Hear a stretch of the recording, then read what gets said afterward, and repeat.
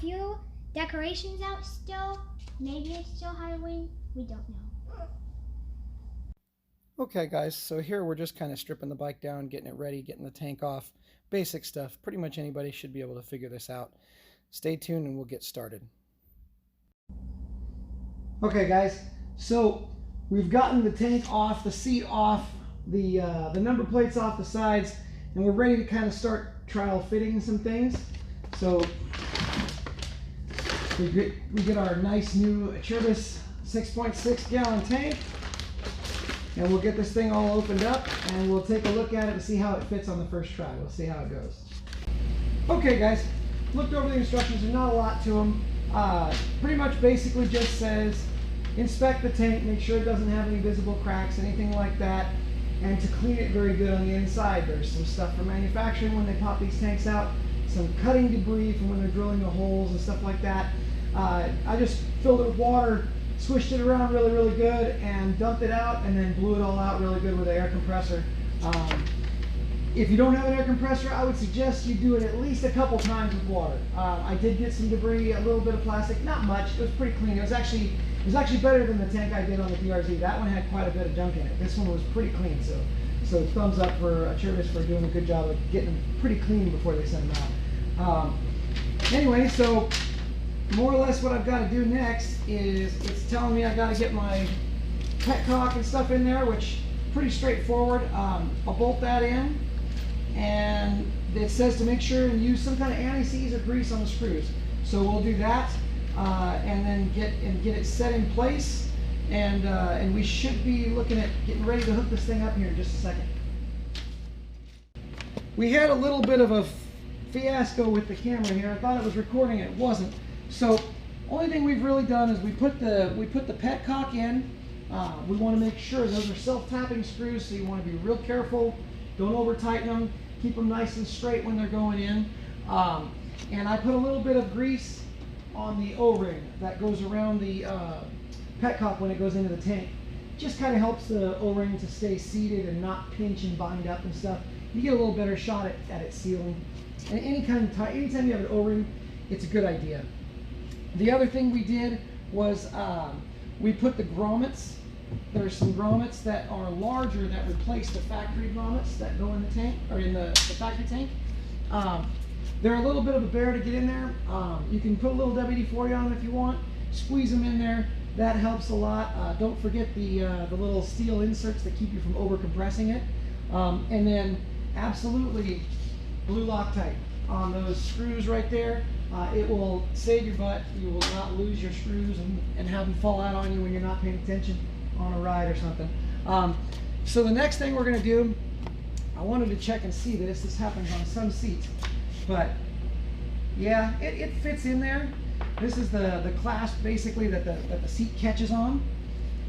It's a little wide, so I'm going to take it down on the grinder a little bit just to narrow it up, and then just a little bit, a couple millimeters on each side probably is all it takes. I just don't want it too tight, because what it'll do is when it's really tight, it'll tend to cut into the plastic in the seat, and it could actually wear right through it, and then now your seat pan's junk, you know. So it's just the little touches like that will go a long way to making your bike build last longer and not have so many issues. So we'll be right back. Okay. Yeah, so we just touched it with the grinder and then buffed it with a wire wheel just so that it's not sharp.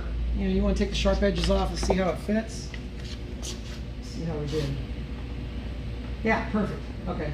So see, now it's a nice snug fit, but it's not overly tight where it's going to cut into it. That's just, you know, that's just me being extra careful. All right, so now we've got our greased bolts. And let's see, this should go like that. Put those in there. Put this one in here. I'm going to try it with it just finger tight first to see how it fits.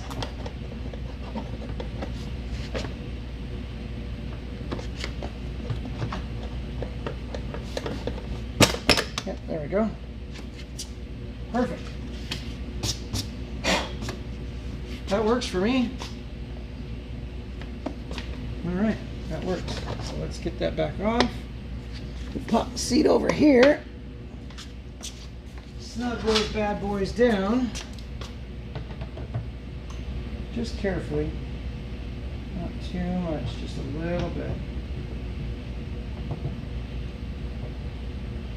You definitely don't want to pull those out. I'd say that's pretty good. All right, so let's try it again. Let's lose the seat screws back here. That's another thing too, you know, I don't know if I went over this or not, but when you're doing a build like this, it's just, you know, it's just easy to pop the screws back in where they go and you don't lose them. You know, these are the seat screws. When I took them out, thread them in a few turns, and then they're there when you need them. You know, these are just good little tips. I mean, obviously you can't do that everywhere, but if you can do it, it'll save you the trouble of hunting all over and trying to find the thing. So, all right, let's give that a little shove. And we'll pop these guys in. Looks like it's gonna make it. Gotta go a little forward. Yeah, just has to kind of seat in a little bit because it's tight squeeze, but not bad. Not bad at all. I like this. I'm very pleased with this Acerbis tank. It's impressive. It hasn't had any glitches or anything. It's so far, it's really done well.